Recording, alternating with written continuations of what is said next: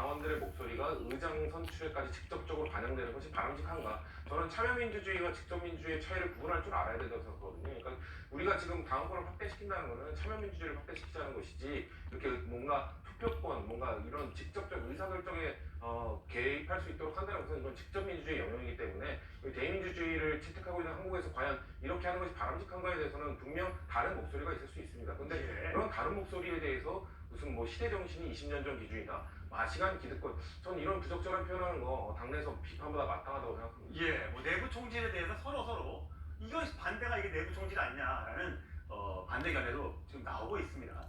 과연 양문석 당선인 국회 22대 국회가 시작된 뒤에는 어떻게 달라질까라고 생각했는데 처음 시작부터 강한 맛을 지금 보여주고 있습니다. 양 당선인 지난 총선 과정에서 이 아파트 불법 대출 의혹으로 굉장히 논란이 많이 됐었죠. 관련된 목소리 들어보시죠.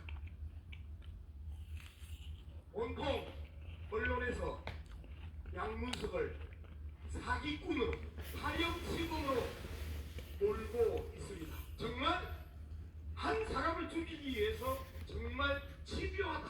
양문석에게 그랬습니다. 어디 멀쩡한 사람을 사기꾼으로 보라. 편법, 실수 철저하게 경계했어야 함에도 불구하고 놓치고 고용했습니다. 편법과 실수가 없는 정치인 되도록 하겠습니다. 예, 최선풍 집을 반포인가요? 그다음에 집을 팔았다고 한다면서요. 근데 지금 어쨌든 아파트 처분해서 대출금 갚을 것이고 처분 과정에서 손실이 발생하면 감수하고 이익이 나면 전액 기부하겠다라고 얘기했습니다. 지금 얼마에 사서 얼마에 판 걸로 되어 있는 거죠?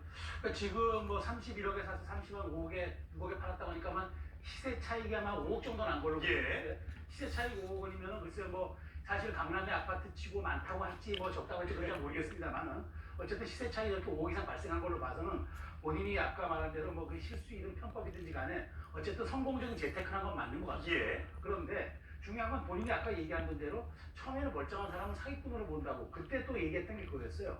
각 언론이 나를 이렇게 가짜뉴스를 하고 있다. 그래서 자기가 국회에 들어가면 바로 언론 징벌법부터 발의하겠다고 얘기했는데 갑자기 또 이게 논란이 되니까 몸을 낮췄습니다.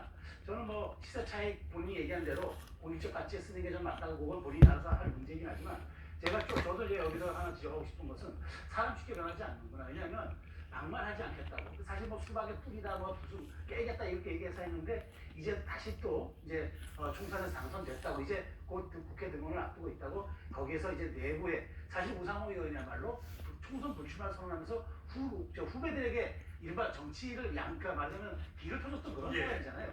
그런 사람을 향해서 저렇게 막말과 저런 이야기들을 할 수 있는지 참 의심스럽습니다는 이럴수록 양문석 당선인은 아마 20대 국회에 들어서 가장 주목을 받을 테고 언행일치가 되는지 아니면은 그 일거수일투족에 따라서 대중의 엄격한 평가와 잣대가 있을 수밖에 없다는 걸 알고 의정활동에 임하면 좋겠습니다. 예, 김주천 대변인. 사실 뭐 이번에 민주당이 총선에서 압승을 했습니다만 사실 이 부동산 이슈, 불법 대출 의혹 이슈, 또 일부 수원 지역에서의 또 역사 왜곡 논란 뭐 등등으로 표가 더 받을 수 있는데 떨어져 나갔다는 사실 그런 지적도 있었잖아요. 근데 그럼에도 불구하고 일단 판 다음에 아직 뭐 기부한다는 얘기는 없고 그 대신에 얘기했던 것이 선배 정치를 향한 막말성 공격이었단 말이죠.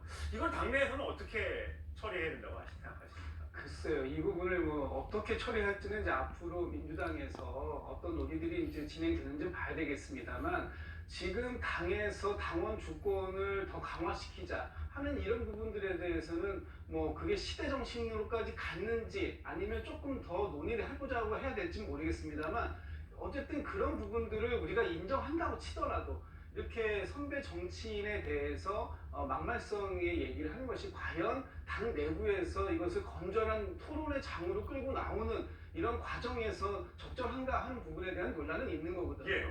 이런 논란들 속에서 본인이 내가 과거에 어떤 발언을 했던 것이 문제가 됐다고 해서 지금 그런 발언을 하지 말라는 것이냐 하는 부분에 대한 문제제기를 한다면 또 그것도 문제제기를 받을 수 있습니다만 지금 중요한 건 양문석 당선인이 앞으로 22대 국회에서 국회의원으로서 의정활동에 하는 중심 그 역할을 해야 된다면 본인의 발언 한마디 한마디가 당에 미칠 영향, 예. 또 당원들에게 미칠 영향, 국민들에게 미칠 영향 이런 것들에 대해서는 조금 더 신중한 모습을 좀 보여주는 것이 바람직하지 않겠는가라는 생각이 들고요. 예. 그리고 지금 좀 전에 나왔던 저런 차익에 대한 이익이 발생한 부분에 대해서 그 기부하겠다 뭐 이런 약속들 이런 약속들도 신속하게 또 보여주는 그 지켜지는 모습을 보이는 거 이런 것들이 아마 양문석 당선인을 평가하는 국민적 기준이 되지 않을까라는 생각이 듭니다. 예. 순한 말